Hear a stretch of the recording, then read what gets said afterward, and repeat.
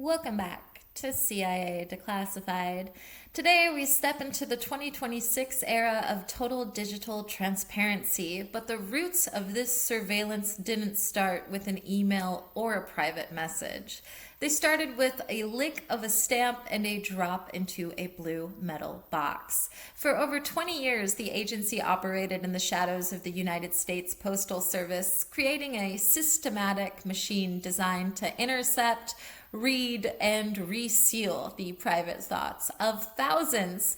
This wasn't just a search for spies, it was a search for the heartbeat of dissent and the secrets of the Soviet bloc, conducted right under the nose of the American public. Today, we examine how a simple piece of stationery became a high-priority intelligence asset.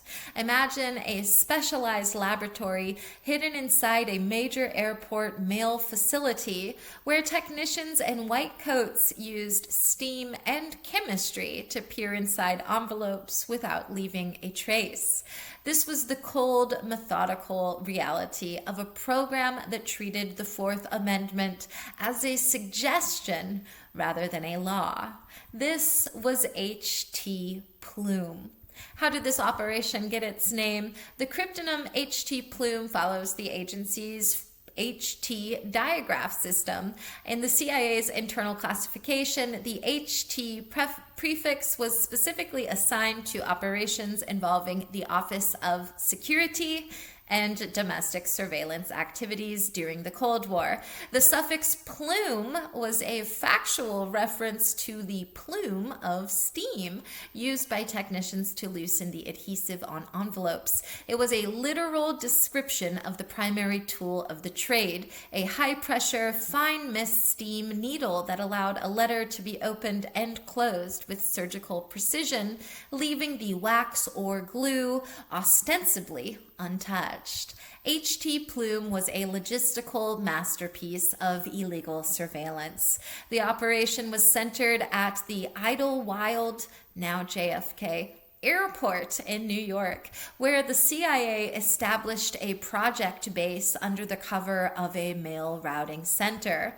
A quote from the Church Committee report: "The CIA's mail opening programs were a clear violation of the agency's charter, which prohibits domestic police and internal security functions." End quote.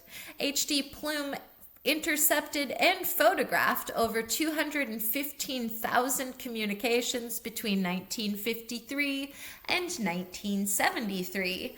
The agency utilized steam tunnels, specialized boxes that maintained 100% humidity, to prevent the paper of the envelopes from becoming brittle during the opening process.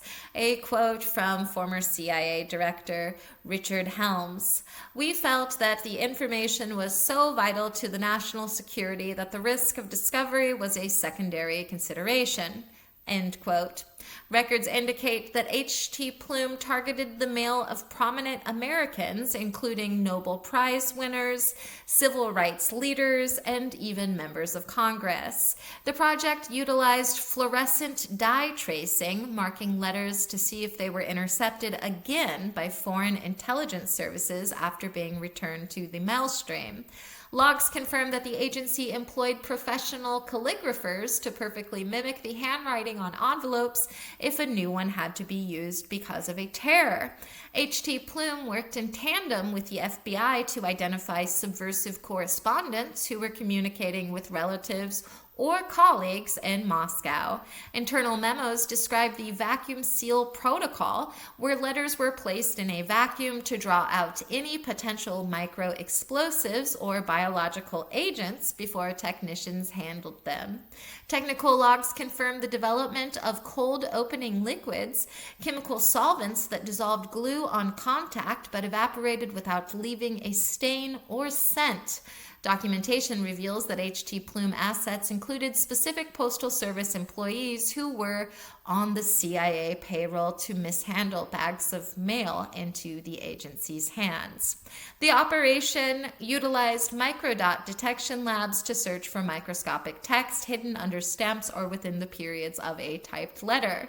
Reports describe the flapwork station, where high-intensity UV lights were used to check for invisible inks made of lemon juice or biological fluids.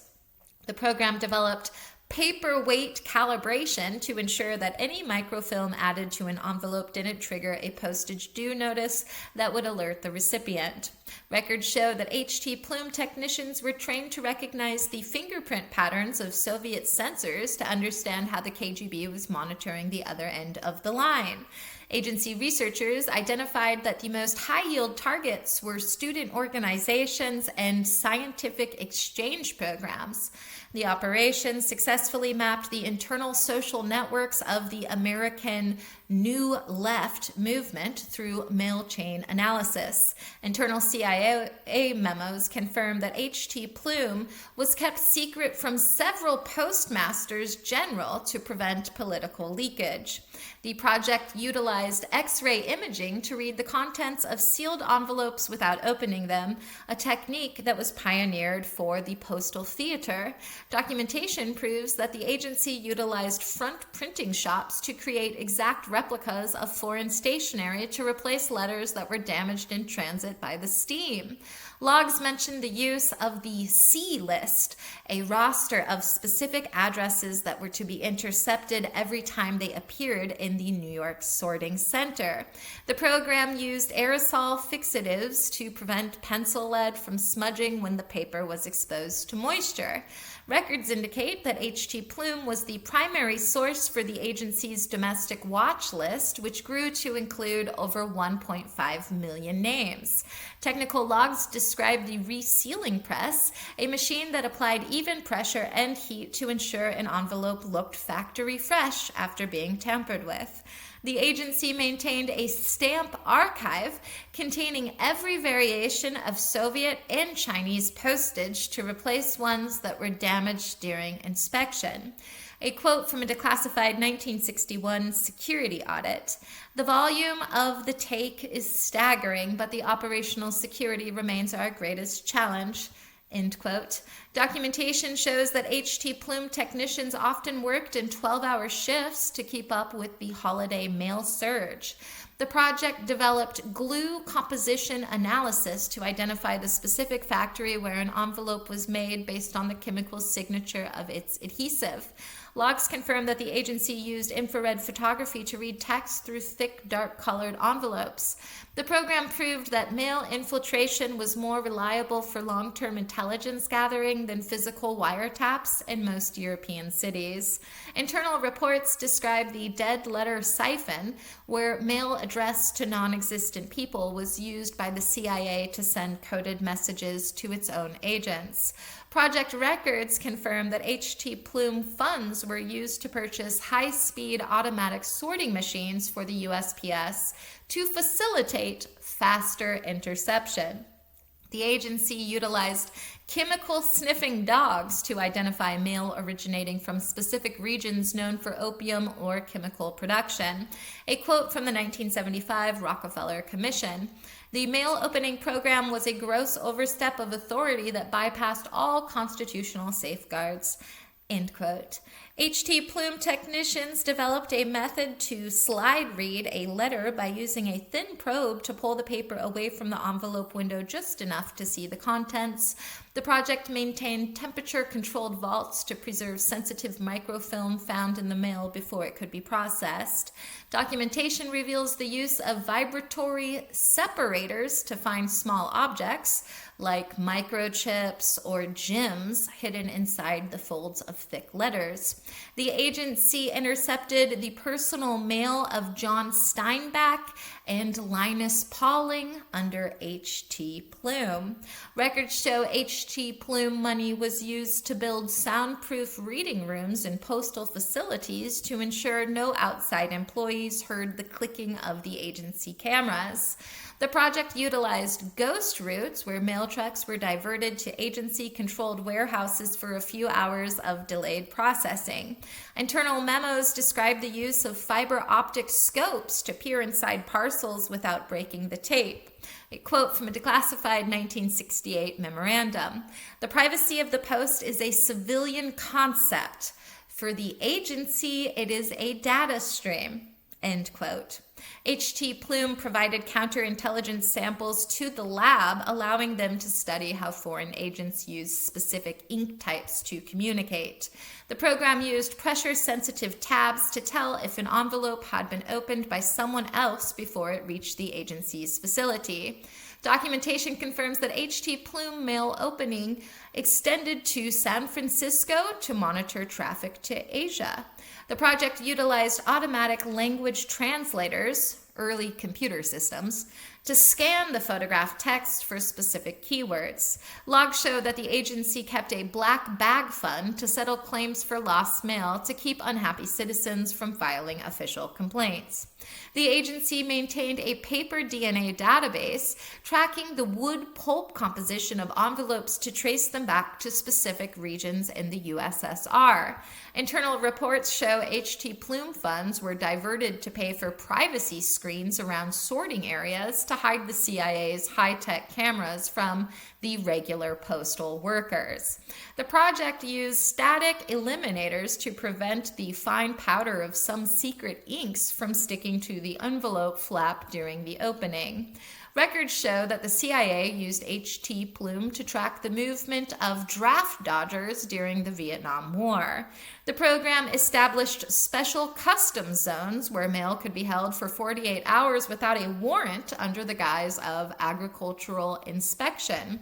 The agency recorded the arrival times of mail from Iron Curtain countries to build a statistical model of Soviet transport efficiency.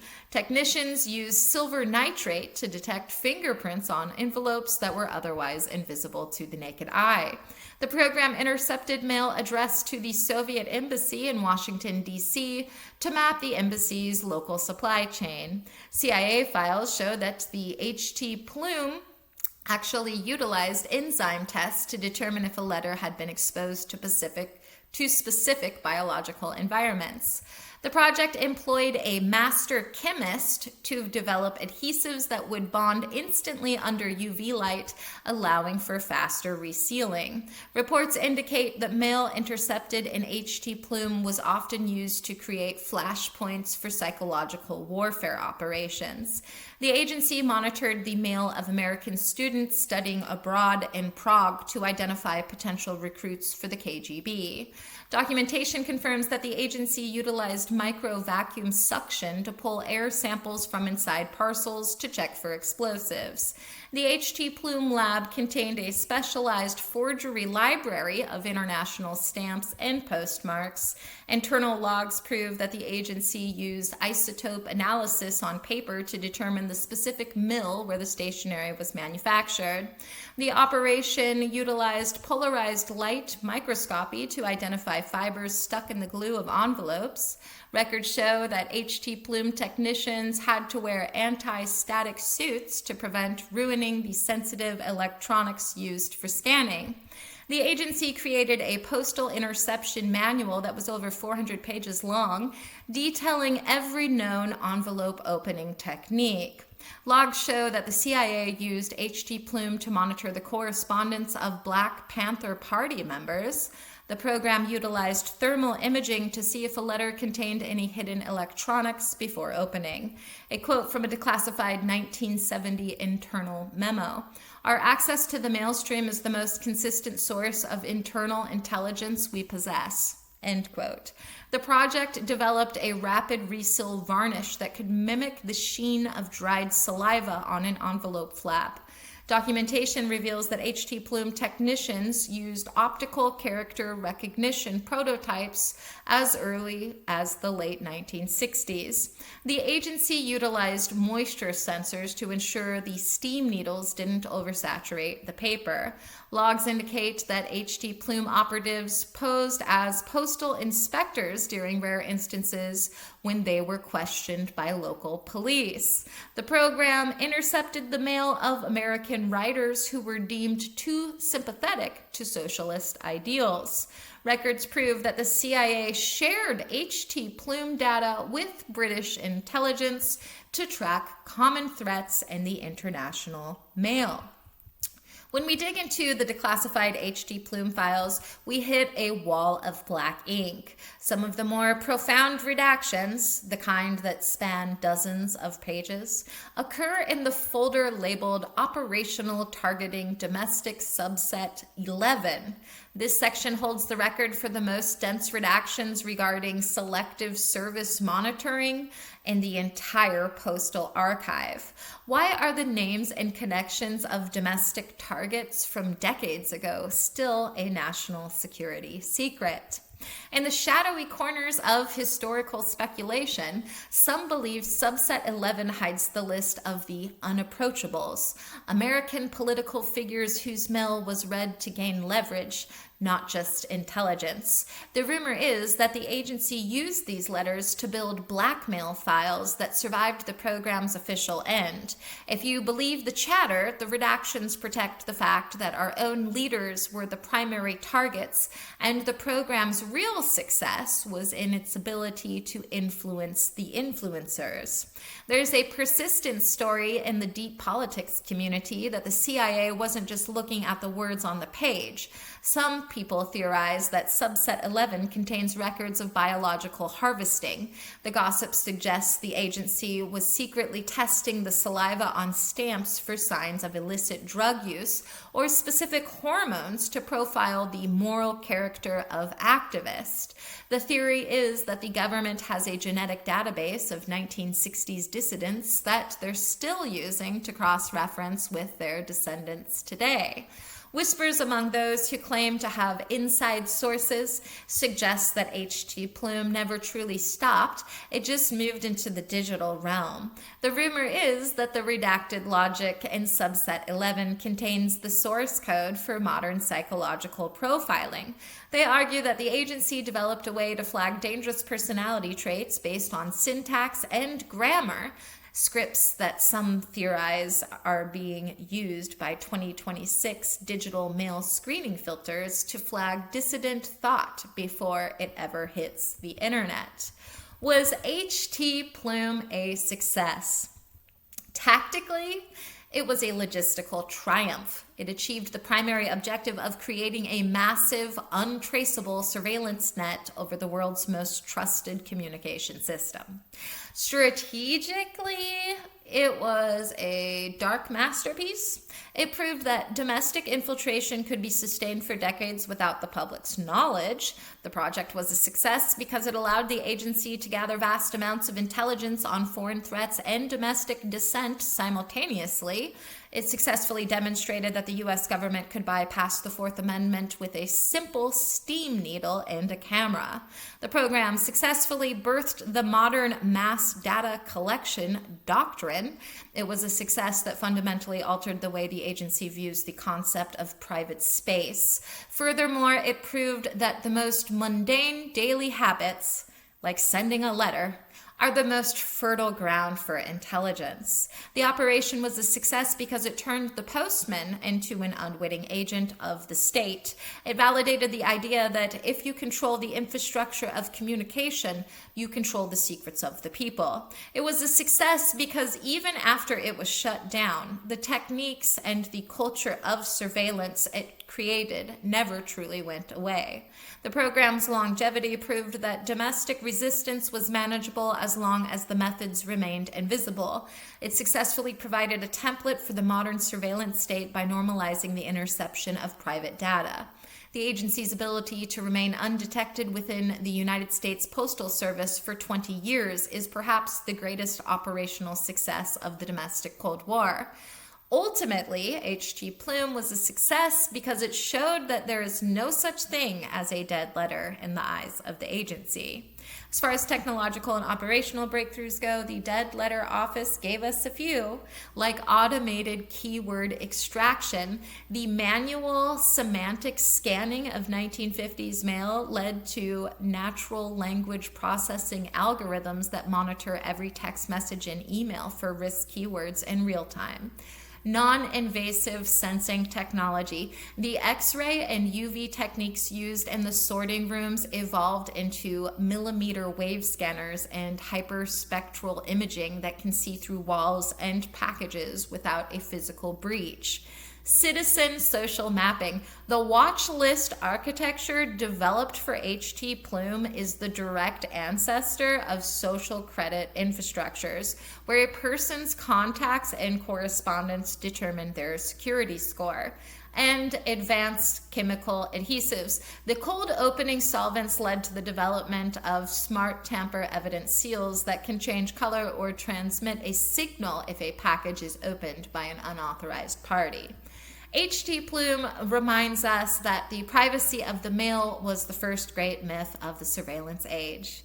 In 2026, when you send a secure message or trust an encrypted drive, remember the Dead Letter Office. The agency understood long ago that the most dangerous weapon in the world is a thought committed to paper or to a screen.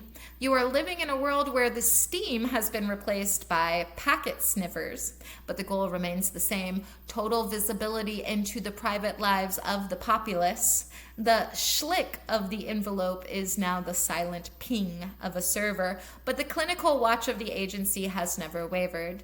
Every word you write is a thread in a tapestry they have been weaving since the days of the Cold War. We are all just correspondents in a world where the return address is always the agency's front door. The seal of your watch is never truly dry. Trust is a luxury that the modern world can no longer afford to mail. Your correspondence is their curriculum and the mailbag is their textbook. Every stamp is a signature on a contract you never signed. In the silent space between the sender and the receiver, the agency is the permanent third party. Thanks for listening. Watch what you write. And remember, if you're putting it in the mail, you're putting it on their desk. Join us next time as we examine QR Cave.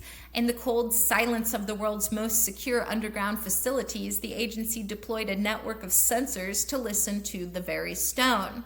We'll uncover the secrets of QR Cave, the CIA operation for the clandestine monitoring of underground facilities and bunkers. This project, designated as a subterranean seismic invention, proved that even a mile of solid granite is no barrier to the agency's reach. Join us next time for The Heart of the Mountain. In the meantime, I'll see you in the archives.